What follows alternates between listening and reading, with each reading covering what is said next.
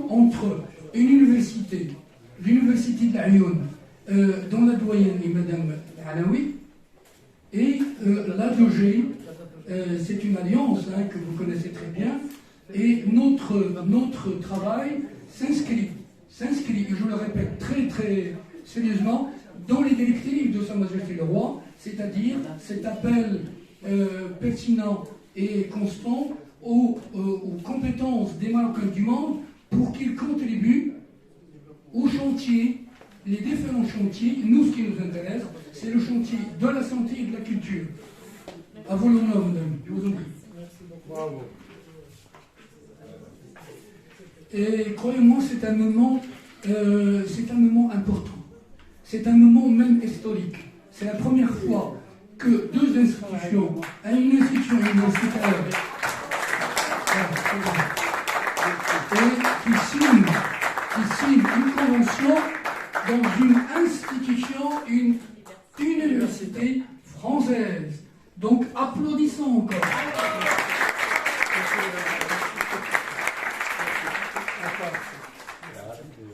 Merci Madame Alaoui, c'est vraiment...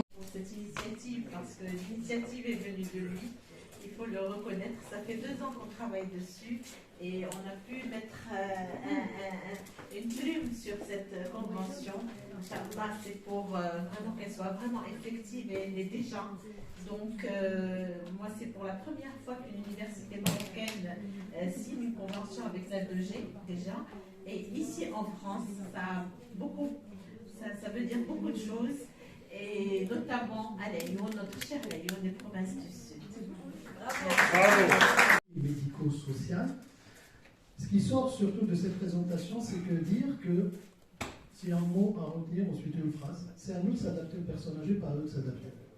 À partir du moment que nous on s'adapte, on met en face ce qu'il faut en termes d'abord, au-delà, plus de tout ce qui nous a été expliqué de façon très claire, très précise, et aussi le choix de la personne âgée. Où sommes-nous du choix de la personne âgée? Parce que souvent, on pense qu'on prend les bonnes décisions, mais croyez-moi, comme il a expliqué, Dr. Ladi, on prend les pires décisions. Une personne âgée, il y a une étude qui a été faite, quand on leur posait la question, de quoi vous avez peur, les personnes âgées? On pensait souvent, nous, soit ils disent la mort. Croyez-moi, ce n'est pas la mort qui fait peur aux personnes, c'est la dépendance. احنا اليوم هنا في لقاء كتنظم القنصليه بالتعاون مع جمعيه المهاجر وجمعيه اجي دزير لا تيماتيك ديال لي بيرسون زاجي هاد الشريحه اللي هي مهمه وكبيره بزاف هنا في باريس اللي حنايا هنا كنحاولوا نشوفوا بعدا نديروا بحال ان دياغنوستيك نعرفوا شنو المشاكل عند هاد الفئه ديال المهاجرين المغاربه باش نعرفوا المشاكل ديالهم وخصوصا نحاولوا نلقاو لهم حلول خصوصا من الناحيه الاداريه. انا بالنسبه لي من الناحيه الاداريه لان انتم كما كتعرفوا اننا دخلنا لواحد ليغ ديال نيميريزاسيون اللي هو هاد الشريحه بحال كتحس براسها زدنا بعدناها شويه على القنصليه هذه يعني في هذا النوع ديال اللقاءات كنحاولوا بالعكس نبسطوا لهم نشرحوا يعني شنو هي لا نيميريزاسيون ونقربوا منهم ونعاونوهم. هذا هو يعني ليسونسيال en résumé اللقاء ديال اليوم. À toi la parole, cher ami. Dr Yazor est médecin gériatre, gérontologue, ancien chef de service. Il va parler. C'est un expert de la protection gériatre. À toi la parole. Excusez-moi, j'ai la voix cassée. C'est pas que je fais la fête tous les soirs. Je me sens une grosse bon rhume. Donc, merci à Imad de m'avoir accordé l'occasion encore une fois de parler de mon sujet fétiche, qui est la prévention et ce qu'on appelle en fait maintenant la médecine anti-âge. Donc, c'est un concept qui est tout nouveau, qui sort en fait, qui tire son origine d'un groupe de médecins aux États-Unis. Le concept de médecine anti-âge il date de 1992, donc il est tout à fait récent. Et c'est en fait un concept qui se base sur l'évaluation en fait de notre vrai âge. Je pense que tout à l'heure on parle des personnes âgées, on parle d'eux, Et je pense qu'aucun d'entre nous ne s'est dit est-ce que je suis concernée maintenant. Si je vous pose la question...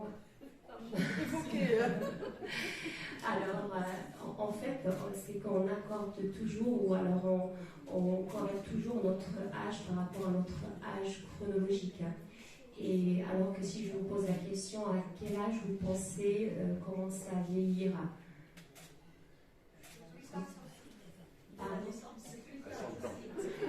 Effectivement, à la naissance, déjà, nous commençons à vieillir hormonalement, nous les femmes, malheureusement. Donc, notre plus gros capital de fertilité, c'est à notre naissance. Et après, notre, effectivement, réserve ovarienne diminue progressivement et décline à partir de l'âge de 35 ans. Et à l'âge de 40 ans, c'est déjà... Voilà, c'est déjà... la colle. D'avoir participé à ce colloque qui tournait autour d'un sujet extrêmement important, doublement important parce qu'il s'agit de la personne âgée, mais il s'agit également du senior immigré marocain. Et donc à partir de là, nous avons ébauché un certain nombre de questions en partant d'aspects sociologiques, d'aspects philosophiques, de représentation de la personne âgée elle-même, et en aboutissant à des choses extrêmement d'actualité que sont la santé et notamment le rôle des filières gériatriques et de l'organisation qui doit se mettre autour d'une personne âgée et notamment immigrée marocaine pour une prise en charge globale, complète et sans rupture. Donc aujourd'hui, nous avons assisté à un colloque sur les personnes âgées et le devenir de nos personnes âgées, aussi bien au Maroc que nos personnes âgées marocaines en France et en Europe de manière générale, et leur prise en charge. Alors en fait, on a discuté de plusieurs points, notamment de la formation, l'importance de la formation, non seulement la formation initiale des étudiants en médecine, mais de la formation continue des médecins en gériatrie, aussi la formation des aidants, parce que la plupart du temps, les aidants au Maroc ne connaissent pas comment ils doivent gérer certaines situations des personnes âgées. On a discuté aussi du bien vieillir et de la prévention, et je trouve que c'est un sujet très très important, puisqu'on peut prévenir beaucoup de maladies grâce à la prévention, et à la prévention vraiment à un âge vraiment précoce. Aussi s'occuper aussi de tout le comportement moral, mental, du bien-être de la personne âgée qui a donné de toute sa vie pour justement mettre au point beaucoup de choses pour avoir des enfants de bonne qualité. Donc c'est à notre tour de leur rendre l'appareil et de leur rendre la vie agréable, de bien vieillir. L'espérance de vie n'est pas seulement une espérance de vie en termes de nombre d'années, mais une espérance de vie en bonne santé. معكم يحيى الشيخ أستاذ مبرز في اللغة العربية من الجامعة الفرنسية وأيضا مدير المركز العالمي للدراسات العربية بباريس. شاركت اليوم في لقاء حول المسنين المغاربة الذي نظمته جمعية انتر ناسيونال التي يشرف عليها السيد محمد مرزقة، وعرفت حضورا متميزا لمجموعة من المتدخلين من الأطباء والباحثين، كلهم تناولوا وضعية المسنين المهاجرين من الناحية الطبية ولكن أيضا من الناحية الأدبية، وكانت مداخلتي حول الصورة التي توجد في الآداب العامة وفي الفن هنا بفرنسا. وتلت هذا اللقاء مجموعة من التوصيات لتحسين وضعية هؤلاء المهاجرين ولتحسيس الرأي العام بأهميتهم لأنهم ذاكرة تحتفظ بالثقافة وبالحضارة. Dans cette masse, plus de 5,5 millions, il y a des femmes vraiment compétentes qui exercent dans différents domaines, qui ont un rôle central dans l'éducation, dans la transmission, etc. Donc, il faut qu'on ait cette image où notre femme marocaine en général, immigrée, parce qu'il y a encore des poches de résistance, a beaucoup de choses à apporter, non seulement à notre communauté, mais aussi au pays d'accueil en termes d'éducation, etc. Je vais aller très vite et je vais donc passer la parole à notre ami, c'est Farid Hosni. Alors, c'est un docteur en sciences politiques, donc nous allons voyager, donc ils vont rester à leur place, mais on va dans un autre pôle qui est donc la science politique. Notre ami Farid Hosni, il est docteur en sciences politiques et les cadres du ministère donc, de l'enseignement supérieur. Et j'ajouterai, si tu permets, qu'il est un vert, du parti vert. À toi la parole. Aujourd'hui, les politiques publiques de logement, globalement ce qu'on appelle le logement social, et à l'intérieur, on va prendre ces catégories, c'est-à-dire des précaires, qu'on va leur construire des politiques de logement adaptées qu'on appelle DALO, les dossiers DALO, pour qu'ils puissent y accéder. Et tout ça, on les trouve généralement, ces personnes-là, on les trouve dans les FTM, les foyers des travailleurs migrants, gérés par des institutions comme Adoma et d'autres. Et donc, quand on parle de ces gens-là, et quand on visite, et donc qu'est-ce qu'on fait? Et c'est quoi les niveaux, hein? Le niveau de l'État, et le niveau de ce que moi je qualifie, et c'est le droit, hein, les collectivités territoriales, les territoires, les compétences territoriales, et les strates, la région, département, les territoires, la communauté de communes et la commune, la ville. Et chacun a ses propres responsabilités. Qui les assume, croyez-le bien? Personne. Donner la parole à une amie aussi, une collègue et une amie, qui dit aussi médecin, patient âgé, dit médecin référent, les médecins de proximité, médecins de première ligne, comme on dit. Et aujourd'hui, on a quand même une experte qui a la double casquette d'exercer en ville et d'exercer dans une structure, ce qui est très rare. Donc dire que parfois on peut trouver des montages de professionnels de santé qui peuvent avoir une double casquette, un exercice libéral en tant que médecin généraliste, médecin de famille, et un exercice hospitalier. Donc Dr Tihadi qui est gériatre, gérontologue, et c'est quelqu'un de très investi aussi au Maroc sur plusieurs fronts, parce que vraiment sur plusieurs fronts. Donc elle va parler de la place du médecin généraliste dans le parcours de soins. On peut parler de parcours coordonné de soins, parce que si on peut parler d'une pertinence de prise en charge, donc c'est le médecin généraliste. À toi la parole, cher ami. Merci. Je vais mettre la présentation. Merci Céline. Alors, je remercie toutes les personnes qui ont contribué à cette organisation et je suis honorée d'être parmi vous. Alors, je vais parler de médecin de famille. Pourquoi? Bon, c'est médecin traitant, médecin de famille, parcours de soins de personnes âgées. Alors, le médecin de famille, d'abord, on va commencer par le médecin de famille. Pourquoi moi j'ai préféré ce terme famille? Parce qu'on voit les enfants, les petits-enfants, les parents, la sœur, on connaît un peu les conflits de famille, on est des confidents. Et c'est agréable de voir le petit-fils, voir les personnes vieillir. Et moi j'ai eu la chance de voir toutes des familles de petits-fils sans qu'ils habitent ensemble. Et j'exerce en Limousin, qui est une région vieillissante. Et j'ai des patients centenaires, 5 patients centenaires, dont un patient de 98 ans qui vit encore chez lui. Voilà, et qui est totalement autonome. Alors, tout d'abord, je voulais juste définir c'est quoi le médecin de famille ou médecin généraliste, médecin traitant. La médecine de famille peut être définie comme les services de soins de santé fournis par un médecin de famille ou par son équipe multidisciplinaire, caractérisée par une approche complète, continue, coordonnée, collaborative, personnelle, familiale, axée sur la communauté. Vous voyez bien que dans la définition, on a l'approche multidisciplinaire, chose qui manque vraiment dans notre rive. Dans notre rive, parce que j'exerce aussi, je suis formée au Maroc, et j'ai exercé au Maroc, et je dois au Maroc ma formation aussi, c'est une reconnaissance, je suis fière déjà de le dire. Alors du coup, c'est juste l'approche multidisciplinaire, c'est que le médecin de famille, il doit travailler en collaboration avec les infirmiers, avec les aides ménagères, avec les kinés, une approche globale, écouter les familles. C'est pas juste parce qu'il est médecin, il fait son diagnostic qui est médical et après il passe l'ordonnance, c'est pas trop autre chose. Là, c'est une approche globale d'un patient Surtout, une personne âgée, elle a besoin de cette approche globale. C'est plus le... Alors, donc, Madame Amiti, vous avez donc un bon rôle, hein, le rôle d'équilibriste de la femme au sein de la structure familiale immigrée. À vous l'honneur, madame.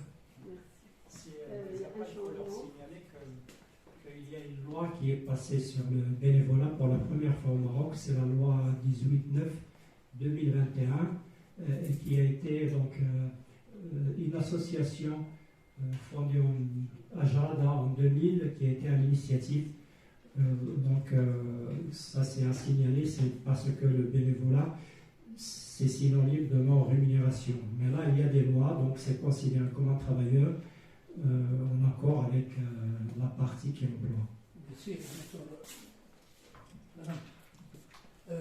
Bonjour, merci. Oui, mais je crois que je vais faire mon. Même 10 minutes. Oui, c'est ça. Alors, merci. Je remercie bien sûr les organisateurs. Je ne vais pas trop parler là-dessus parce que vous avez tout le mérite on a l'honneur de contribuer à cette thématique qui est vraiment importante. Je rappelle que vous êtes sociologue aussi, vous êtes universitaire, vous avez enseigné. Hein.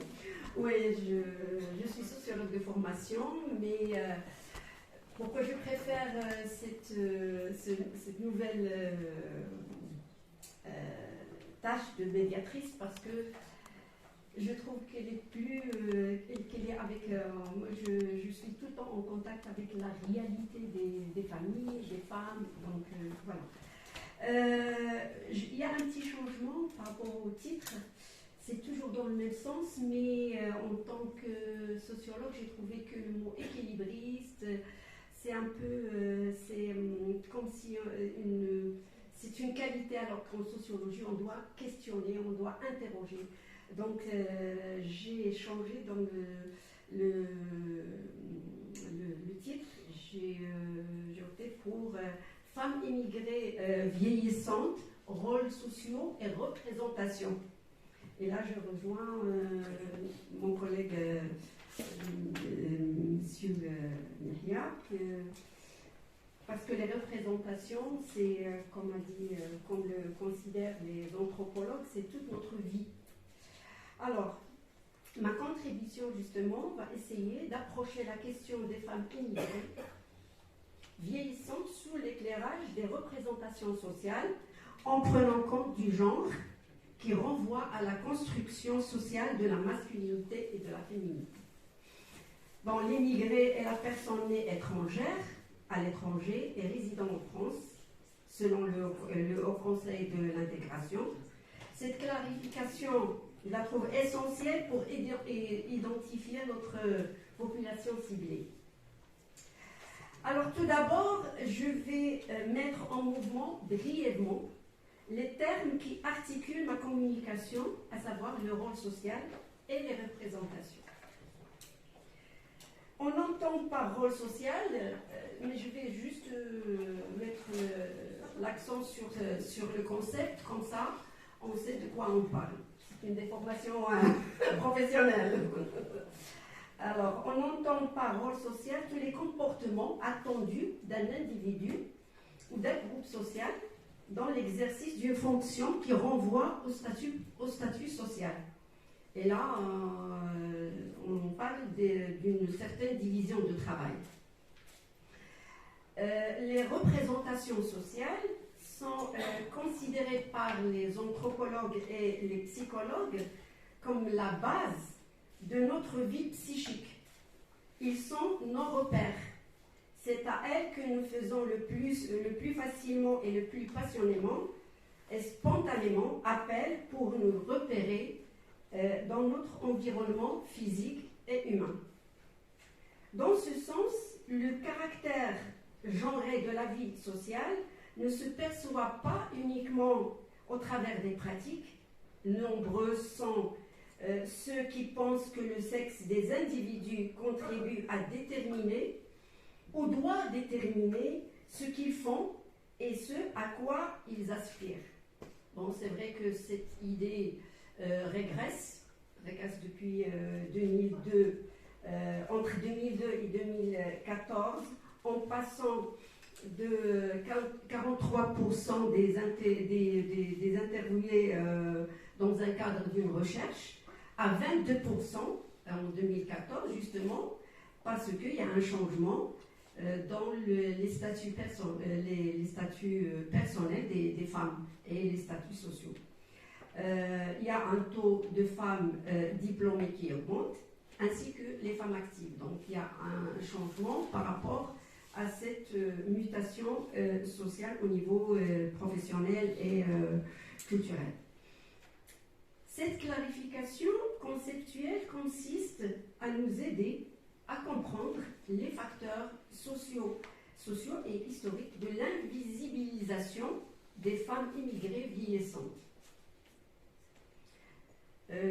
Car on constate que, d'après les chercheurs et les observateurs, on fait le constat que la migration féminine est encore trop souvent pensée dans le sillage de celle des hommes. Les parcours migratoires des femmes marocaines, par exemple, vers l'Europe n'échappent pas à cette représentation qui leur dénie toute capacité d'agir de façon autonome. C'est Fatima Medini qui est derrière cette recherche qui est intéressante, qui a parlé du genre dans ce flux migratoire, et elle a fait un bon travail sur les femmes. Quelles sont les caractéristiques, moi je vais vite, quelles sont les caractéristiques du vieillissement des femmes immigrées? Bon, l'OMS et l'ONU nomment personne âgée un individu à partir de 60 ans. Bon, je ne vais pas tarder sur les termes parce qu'il y en a pas mal. Et notre ami nous a rappelé tous les termes utilisés par rapport à ça. Donc, on va se contenter de cette nomination, enfin de cette appellation. Pour la première table ronde, il y a des choses qui étaient faites depuis 30 ans. Migration Santé a travaillé dans les foyers. J'étais exactement acteur avec ces gens-là pour le problème SIDA à l'époque. On a travaillé dans ces foyers-là. Il y a une continuité de travail. Il faut continuer ce travail. Au niveau du Maroc, il y a un DU qui date de 2016, le professeur Mohamed, sur la gériatrie. Il y a des choses qui ont été faites au Maroc. Pour la prévention, il y a des recommandations de la Haute Autorité de la Santé, ce qu'on appelle la prise en charge non médicamenteuse des personnes âgées. Et là, il y a toutes les guidelines par rapport à ça. Et au Maroc, il y a des choses à valoriser. Nous sommes en train de travailler avec la Société marocaine de gériatrie dans la région, dans votre région, parce qu'on a trouvé des centenaires à côté de Tiznit. C'est un meilleur, exactement un modèle à valoriser à côté de modèles crétois ou méditerranéens ou d'autres. Madame Florence Bonti, marhaba, est heureux de vous avoir avec nous. Madame Bonti va aborder un sujet qui me semble essentiel. Les aidants familiaux et naturels, quel statut et quel rôle? Merci beaucoup et merci de m'avoir invitée. Je suis très honorée parce que je ne suis pas marocaine. Mais j'ai beaucoup de racines au Maroc, donc je pense que je ne suis pas là par hasard. Voilà. Donc, pour débuter, je voulais quand même rappeler la définition des aidants, et vous l'avez dit très justement, c'est une minorité invisible, mais finalement c'est une grande majorité aussi de personnes, et je pense que dans la salle, nous avons tous quelque part une expérience d'être aidant de quelqu'un, ou peut-être nous ne nous rendons pas compte tout à fait que nous sommes déjà aidants de quelqu'un, puisque on s'aperçoit aussi qu'il y a beaucoup de personnes qui sont aidants et qui s'ignorent en tant qu'aidants et qui ont tendance à ne pas avoir encore bien identifié ce rôle. Contrôle qualité et financier des établissements, y compris les foyers de vie, qui depuis la loi 2005, ils sont passés en résidence autonomique, et ça c'est le médico-social. Et je suis élu municipal chargé de l'autonomie. Vous avez de la chance d'avoir 300 000 €. Alors moi j'ai 0 €. Pour vous dire, aujourd'hui j'ai passé 7 conventions avec des associations qui sont financées par des organismes. Malheureusement, vous avez parlé d'accès au droit, mais il y a un manque d'information. Aujourd'hui, il y a le PRIF, Prévention Retraite Île-de-France, qui finance gratuitement des activités pour les seniors. dans les résidences autonomes, dans tous les ans, au département où je travaille, on a 2 millions d'euros pour les résidences autonomes. Et tous les ans, on fait un contrôle pour voir les cahiers, pour voir les activités proposées. Donc aujourd'hui, il y a un manque vraiment d'informations pour les personnes âgées vivant dans ces résidences autonomes. Ils ne veulent pas participer à ces activités. On a un budget participatif où les personnes peuvent proposer des activités, mais on n'a pas de retour. Les personnes, vraiment, ça fait partie de notre culture. Ils ne veulent pas participer à des activités. Sur ma commune, je propose des activités numériques, inclusion numérique pour les seniors. Je sais qu'on a de notre communauté des personnes âgées, mais ils ne veulent pas participer. On a des activités physiques adaptées. Tout ça, ça coûte 0 € à la commune. Depuis 1983, et avec la loi de la décentralisation, le département est le chef de file de l'action sociale et il finance des actions, que ce soit à domicile ou dans les résidences autonomes. Merci beaucoup.